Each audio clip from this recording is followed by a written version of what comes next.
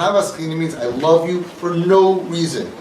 You're not my style, you're not my taste, you're not behaving the way I want you to behave, you're not acting the way I like you to behave, whatever the differences are. And to realize the pain, the Tzara Shechina that Hashem has, we're in pain over losing 1 kid, 2 kids, 3 kids, 4 kids. Hashem is losing millions of kids. We're talking about not just kids going off the derech that is so close to home. Hashem has children all over that don't even know that there is children. Millions of people that don't even know that they're Jewish and don't even care that they're Jewish, don't even know what it means to be a Jew. It's a pella, you go to Israel, they grew up like 10 minutes away from Yerushalayim. And they don't even know, like they just don't know anything. There's so many Jews wandering around the world. Our job is to go ahead and to find them and to love them and to run after them, but especially the ones who grew up from. We know they're hurting. We know they're in pain. If you have a big beard, you can do much better for that kid than I can. Because they got hurt by people with beards. They need beard people to love them. If they got thrown out of yeshiva by a Hasidish guy, and you're Hasidish, go love them. And Home Sweet Home, they hated everybody from. After I was Makar of them and my volunteers, we were like Flatbush guys. Okay, I hate every Jew besides Avi and Yitzi and this and a few guys, right? And then after a couple of weeks, I would send them. There was one Hasidish guy that I would send them to. I don't want to embarrass him. I'm not going to say his name. One safe Hasidish person. And they would say, I'm not going to that effing Chassid, beep, beep, beep, beep, beep. I said, okay, trust me, I think you'll have a good time. If you don't want to go back, you won't have to go back. And after Shabbos, they said, I hate every Chassid besides him. And then every Chassid besides him and him, and besides him and her and him, and she's nice and he's nice. And we poked holes in this wall. They have a wall of hate. I hate all rabbis. How many of your kids said, all rabbis are molesters? Yeah. So many kids say the same thing. So show them there's one rabbi that's not a molester. They think we're all rabbis, right? Everybody's a rabbi. Show them there's one rabbi that cares about them. I just want to end with this story. I said it many times. I want to say it again. Before Rosh Hashanah, 2 years ago, I took my two kids for chinuch purposes. One was 21, one was 16. I said, come with me. I want you to come with me. We're going out to the park Friday night before Rosh Hashanah. I wanted tzchusim. With what tzchus am I going to go Rosh Hashanah to Yom Adin? And that's what you have to think. What tzchus do you have? I decided to take my kids and I went out to the park. And I went out to the small park in Flatbush, only 20 kids.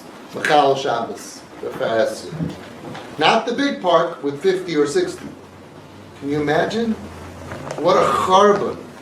This is the emotional holocaust of charbon America. It's an emotional holocaust. Nobody's killing us. Physically, we're not ill. It's all emotional, spiritual holocaust that we're going through in America. Anyway, so I went here and I saw this kid sitting down, cute little kid, drugged out, eyes red, vodka, weed. I don't know what he did that night. But he was so high, and I sat next to him, my 2 kids were standing, and I started schmoozing with him. Another kid came, another kid, I had 5 kids around me, and then I asked him, how's it going? How's life? What's your story? What's your story? This kid was standing behind me, such a nice boy. He was thrown in jail, he was locked out of home by his parents, and then he broke in, he was thrown in jail, and this one is the story. This one, within not long, I think it was like 10, 15 minutes, this kid next to me turns, and he says, I don't get it. Why are you being nice to me? Why are you being nice to us? Everybody hates us. That's their impression. Now, I don't know what made me do this, but this is what I did. I turned to him, I took off my glasses, and I said, look in my eyes, and tell me, what do you see? He looked in my eyes. See, you don't need to go to a chacham for that. He looked into my eyes, and he said, oh, you don't hate us. You're a good guy. And I showed him that there's somebody that doesn't hate him. There's somebody from rabbi that doesn't hate him. That's they look at us like, hey, rabbi. I say, I'm not a rabbi. I never passed a test in my life. You can't be a rabbi if you fail every test, you know. Hey, rabbi. So there's a rabbi that you think I'm a rabbi, which I'm not, that doesn't hate you. And I wanted my kids to see this. broken kids that everybody who passes the park says to the little kids, kiknish, and let's walk around. They see it. They're mamish like a mitzvah. They're like what Gamliel Rabinovich said, mace mitzvah of our generation. We have to look at it as an opportunity.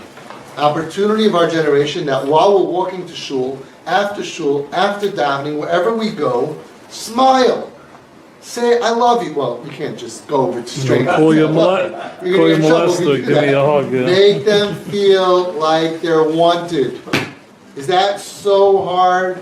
To make them feel like they're human beings, that they're not outcasts, that we're not against you? Besides for our kids friends, all these kids, just let's turn the tide. We should march Friday night. We should march, but we shouldn't be singing Adi Babaram Hashem. We shouldn't be marching against them. We should march out on Friday night to the parks and to the lakes, and we should embrace them. Because that's what works. And that's what all the tzaddikim did, from Rabbi Aaron Kotler to the Satmar Rebbe, to the Rav Shach, to the Lubavitcher Rebbe. It doesn't matter where you're from. I have stories from each one of them, only ahava. And we know that. Only love is going to bring them back. But you know who's going to bring back even more than them? It's going to bring us back. It's our only chance.